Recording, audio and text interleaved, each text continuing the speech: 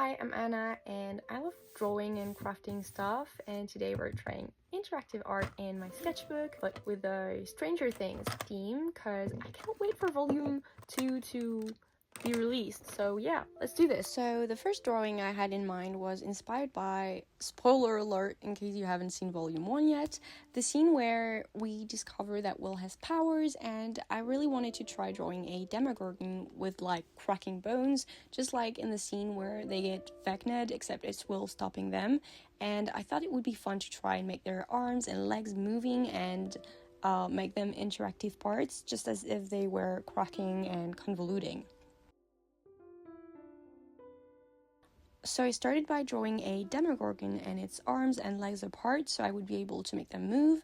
I had this idea of like an old red drawing, so I used Prismacolor pencils that I literally have since at least 2018, so they're starting to be a little short, but they are still alive and I just love how pigmented they are.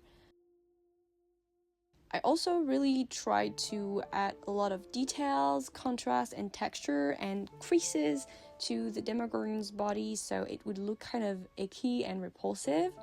I tried to create lots of mini gradients to add shadows and light and to add depth to every little detail of the demo skin.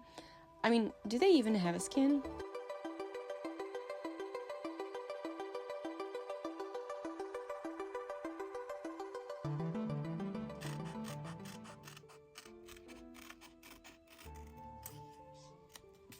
I was making a little test with the rest of the legs and the arms, and I think that it's looking okay. Like, the proportions do not seem too off to me. I mean, this is definitely longer than this, and this seems also a little bigger than this, but I don't think that it's really that shocking.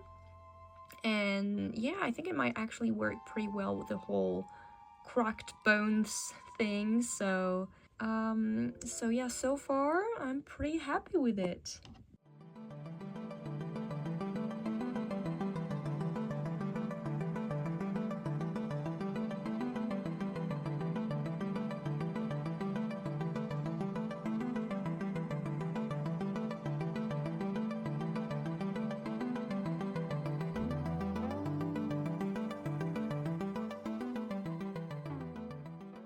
And I used a scalpel to cut in between the fingers.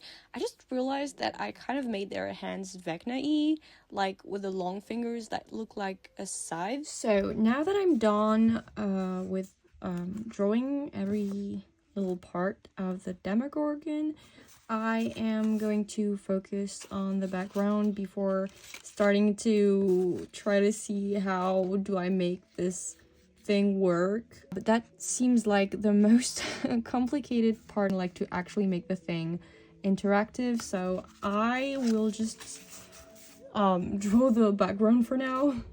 So you can't really tell, but I was sketching very lightly some random and trembling lines because I wanted to create a sort of red sky where there would be lightning, kind of inspired by the running up that hill scene in season 4. Oh no. No! Why would you do this to me? Come on, I know you can do it. Why would you do this to me? I thought you worked. I thought you worked. I really should buy new markers. I am definitely not gonna be able to make the whole page with this. I really wanted to make like kind of a monochrome. That's not gonna be possible. Oh no. I am gonna be forced to add another color for this guy because why is one side working and not the other? I ended up adding a second color for this guy because it was just not possible to finish the whole page with a marker that didn't work anymore. And then I tried to create a gradient with colored pencils so the demarcation wouldn't be too harsh. And while I do this, let me tell you, I am so excited for volume 2. There are just so many stuff that weren't talked about in volume 1, and I think that we're going to have lots of answers about the upside down and a lot of other things, like the whole thing around everyone forgetting Will's birthday in season 4. I am not over it. And the fact that we still don't know why, I would honestly be really disappointed if this is never brought up again in volume 2. But I think it will, because like it has to have some kind of importance, right? And yeah, I literally cannot wait to see what they prepared for us, but I'm also kind of sad it's ending, to be honest. Anyways, for the lightning, I also used colored pencils to try to create a gradient and make them more realistic-ish, but honestly, I kind of messed up this part, and it doesn't 100% look like what I had in mind. Like, it's not smooth at all, but I don't know, it's still okay for like a sketch. You know, it's a sketchbook, it's not supposed to be super amazing illustration anyways. And after a while I got pretty bored of doing like the lightning, so I decided to just continue it later and just to start another drawing for the page besides, because it seemed more fun and I needed some change of activity.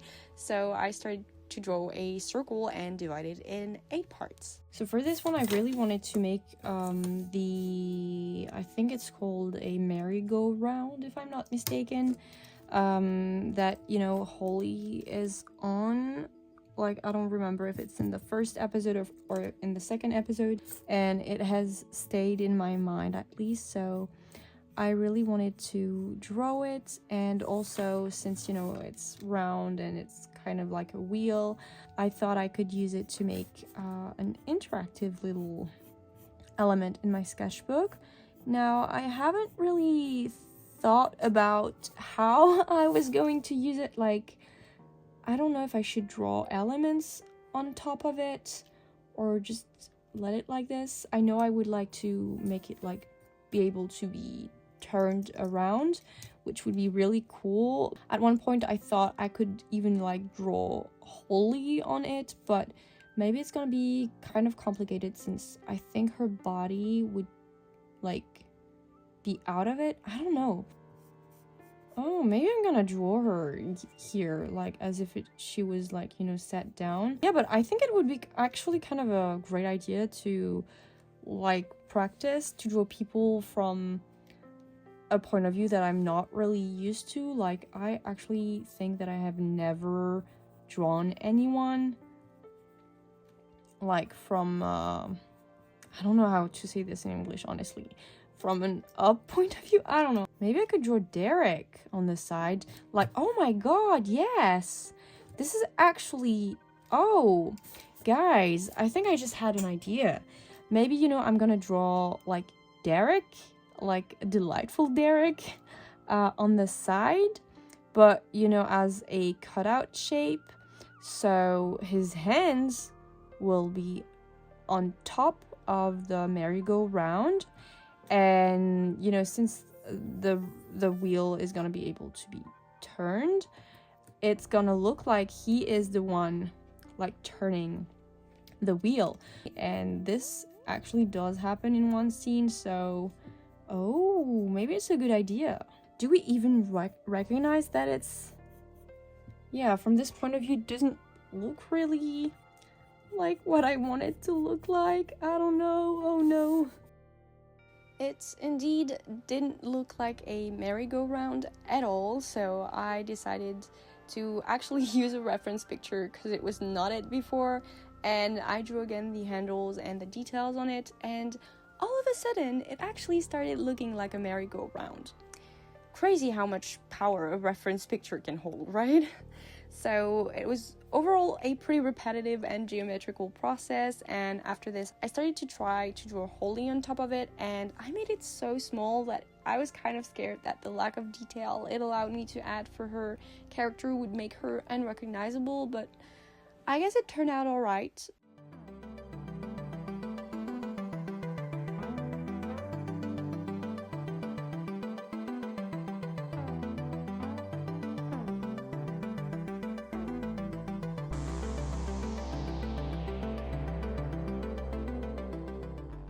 And after making the line art and coloring it, I decided where I wanted to place it on the page, and I thought it would be easier to turn this into a spinning element when the page would be filled. So in the meantime, I drew the rest of the page. I didn't really feel like drawing Derek turning the wheel with a view from up high, and so instead I just wanted to make a little kind of cartoonish portrait of him. So I started sketching, and after doing the line art, I really felt like using alcohol markers, because I remember using them a lot to draw a few years ago, and I kind of stopped for some reason, and I don't really know why I'm not using them as much as I did, because I feel like they are just so easy to use, and I don't know, it's just really satisfying and fun to color with alcohol markers. The only thing is that mine are kind of old, so some of them don't work anymore, and I had to improvise for some of them. Like for the skin tone, I had to pick a really pink shade, because the more neutral beige marker I had was out of ink. But I think it's okay, because like the character kind of has like a pink skin tone, I guess. I just realized that the glasses frame is way too thick. I don't know why it didn't seem as obvious when it wasn't colored, but now that it is, I'm realizing that the glasses, they're too bold compared to what the real character is actually wearing. Should have made them thinner, or maybe not that color. I know how I can make them look thinner though, if I add a little bit of light, a little bit of white and of light around the frame. I think that it's going to make them look a little thinner, hopefully.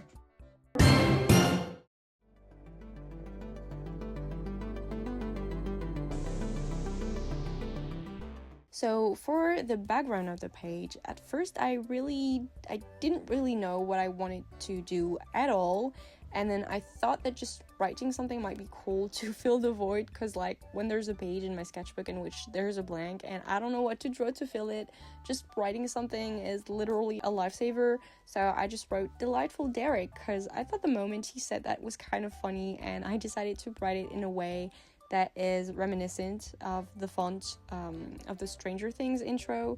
And yeah, I think this idea is pretty cool, and I really like the way it turned out.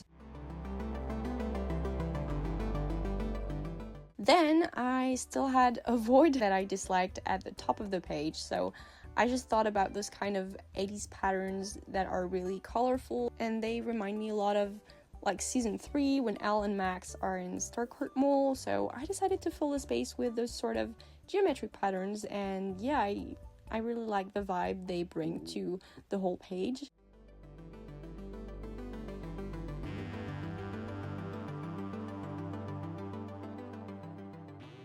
I also tried to recreate the neon effect for the letters, which was a pretty easy thing to do. I just had to use a red pencil and to create a gradient all around the letters to make it look like they were glowing in front of the black background.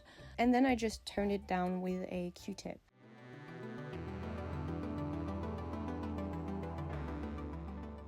And the last step before making the interactive stuff was to add some details and to add some light and shadows to Derek.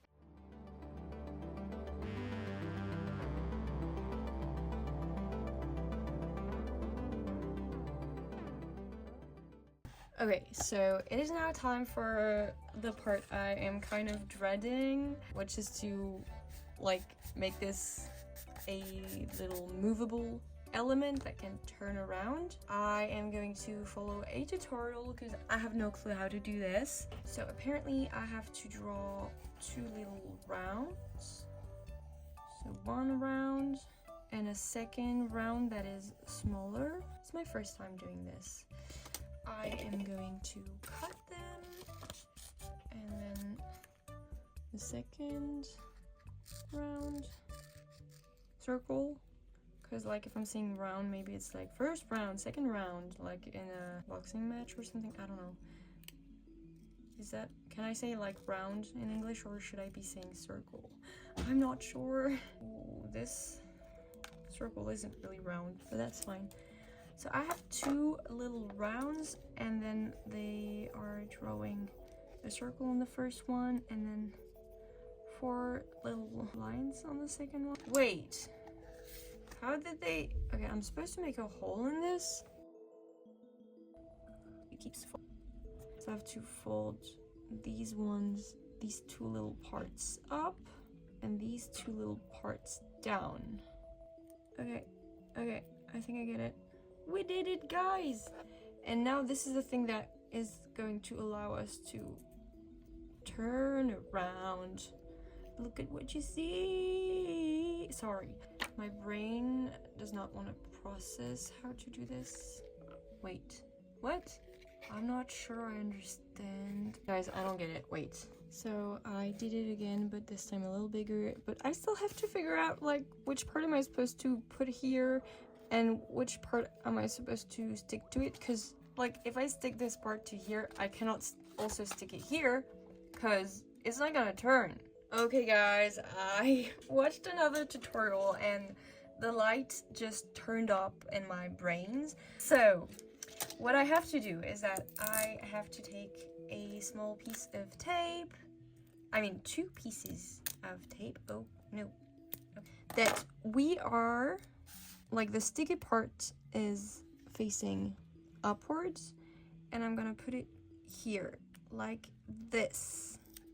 So it's sticking to this little thingy right here, and the stickiness is here. And I'm gonna do the same thing for the second one.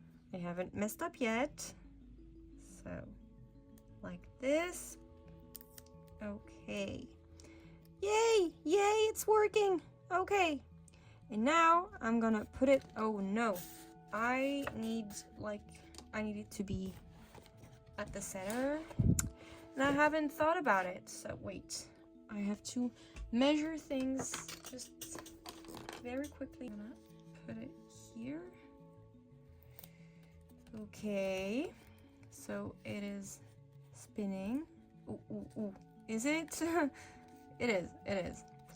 And now I'm gonna put some tape under the round facing up so I can just like put my little spinning doodle on top.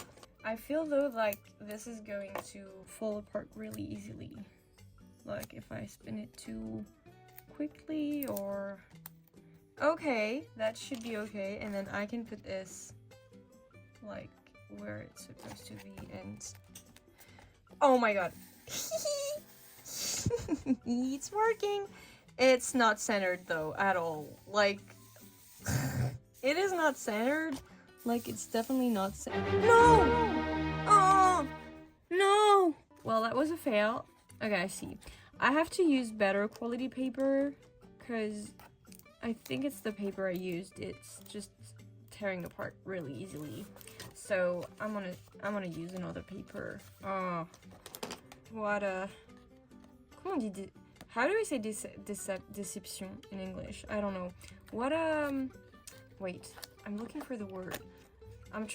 What a disappointment. Sometimes it's really annoying because like I want to say things and I know how to say these things, but the words just don't come up to my mouth like right away, and so I'm like thinking about what I want to say for 2 minutes, which is not cool, but I really want to improve my English, so it's part of the process, I guess. But yeah, this was a disappointment. Now I have to make it again for the third time, but I don't know, third time's a charm? Is that a saying in English? I think it is. Anyways, I'm gonna make it again, and I will see you once it's done. Okay, so I did it again, this time with paper that I hope will not tear apart. I'm kind of scared. And yay, guys! It's working! I love it! It is so much fun. So now that I am done with this page, I am going to keep doing this little demogorgon illustration that I had put on the side. So I think I'm going to use the exact same technique to make the moving arms and legs, and I really want them to look like if they were cracked by Will's powers. But I just remembered that before actually doing this, I need to keep doing the little lightning in the sky because it is not done.